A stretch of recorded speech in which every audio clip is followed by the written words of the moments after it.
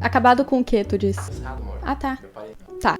Tô sentindo que tem alguém observando, deve ser porque você tá. Hoje a gente vai falar de uma personagem super especial, que vocês já me pediram muito nos comentários, que é a Verônica, de Riverdale. Já deixa nos comentários que outra personagem forte você gostaria que eu analisasse aqui. Lembrando que essa análise é uma análise simbólica, que leva em conta os aspectos positivos dessas personagens e características mais importantes em termos de confiança pessoal, de segurança pessoal. Tudo isso para você se inspirar e trazer esses pontos pra sua vida. Várias personagens já foram analisadas aqui, tudo isso tá numa playlist que eu já fiz, que você pode clicar e assistir depois aqui, ou em algum lugar. E antes de tudo, se você é novo aqui, muito prazer, meu nome é Helena Hashi, eu sou atriz e estudante de psicologia. Aqui no canal eu falo sobre relacionamento, emagrecimento e principalmente poder feminino, então eu trago essas análises aqui pra vocês se inspirarem, como eu já disse. Então já se inscreve, curte esse vídeo, comenta sobre os personagens, manda esse vídeo pra algum amigo que pode gostar desse tipo de conteúdo. E agora vamos ouvir. Verônica Cecilia Launch é uma das personagens principais em Riverdale. Ela é bastante carismática e bastante confiante. Mas antes da gente realmente pegar nos pontos e analisar ele aqui pra vocês, a gente vai fazer um breve resumo dessa personagem pra gente contextualizar o que a gente vai falar aqui. A Verônica cresceu em Nova York e vem de uma família muito rica. Ela viveu uma vida com muito luxo e muito privilégio. No entanto, tudo isso mudou quando o pai dela foi condenado e acabou indo pra prisão por conta de fraude. Depois que isso aconteceu, ela se muda com a sua mãe pra Riverdale por conta desses escândalos, né, e pra recomeçar uma nova vida. Apesar de tudo que aconteceu e ela ter descido da escala social e econômica que ela se encontrava antes, a Verônica conseguiu manter um guarda-roupa muito chique, muito luxuoso. Então ela tem vários vestidos, muitas roupas elegantes. Ela tem um visual bem sofisticado e isso atrai muitos olhares. Antes do seu pai ir pra prisão, a Verônica tinha comportamentos mais cruéis. E ela compartilhava muitas características em comum com a sua rival, que é a Charlie. Eu já fiz vídeo aqui de análise, então se você quiser clicar aqui pra assistir depois, tá aqui já no canal. Porém, depois de todas as acusações que o seu pai sofreu, depois de tudo que ela passou, ela quis se comprometer pra tentar mudar e virar uma pessoa melhor. Ela possui muita culpa por ter sido essa pessoa má e ela tenta contornar isso de todas as formas possíveis. Principalmente sendo uma pessoa mais consciente, mais gentil, mais leal com os amigos dela, que ela fez novos amigos, né? A Beth é a melhor amiga dela e ela namora também o Art. Existe uma grande diferença entre a Verônica dos livros de quadrinho com a Verônica da série. Nos quadrinhos, a Verônica continua tendo esse lado snob e superficial, enquanto a Verônica da série se mostra mais madura, mais amiga e confiável. Agora que a gente resumiu um pouco da história pra vocês, a gente vai pros pontos e vai analisar por que a Verônica é essa mulher tão incrível, tão empoderada, tão poderosa que ela demonstra ser. Primeiro ponto que eu gostaria de falar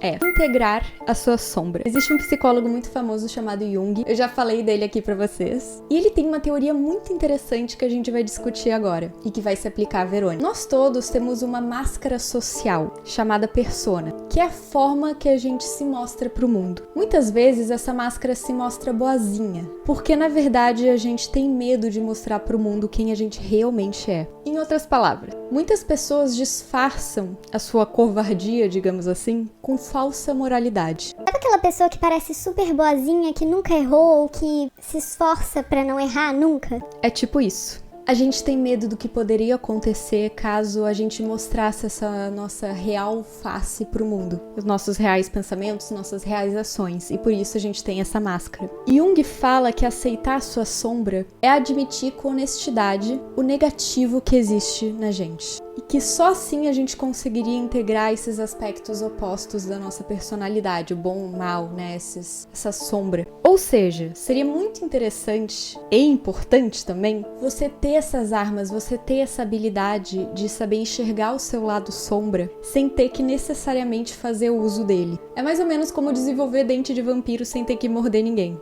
Pessoas que reconhecem a sua sombra, segundo Jung, são mais desenvolvidas no sentido de ter integrado melhor as suas partes. E a Verônica eu vejo como uma personagem que já passou por essa transformação. Ela reconheceu a sombra que existia dentro dela. Ela entendeu do que ela era capaz como indivíduo. Ela viu que ela não tinha só coisas positivas, coisas legalzinhas, coisas legaisinhas. E depois disso ela conseguiu integrar esse lado sombra dentro dela. Tanto que a gente consegue ver que quando ela precisa, ela tem sim uma postura defensiva, ela consegue defender os amigos, defender a si mesma. Mas ela percebeu que ela não precisa ficar nessa defensiva o tempo todo. E aí que tá a esperteza e o ganho dessa habilidade. E por isso que eu gosto tanto dessas personagens consideradas vilãs. Porque apesar sim delas terem essa conduta muitas vezes considerada errada, pelo menos elas não têm medo de se mostrarem como são. Pelo menos elas não são covardes nesse sentido. O fato da Verônica ter integrado essa parte sombra na personalidade dela fez com que ela adquirisse um domínio muito grande sobre suas emoções. E é sobre isso que a gente vai discutir agora.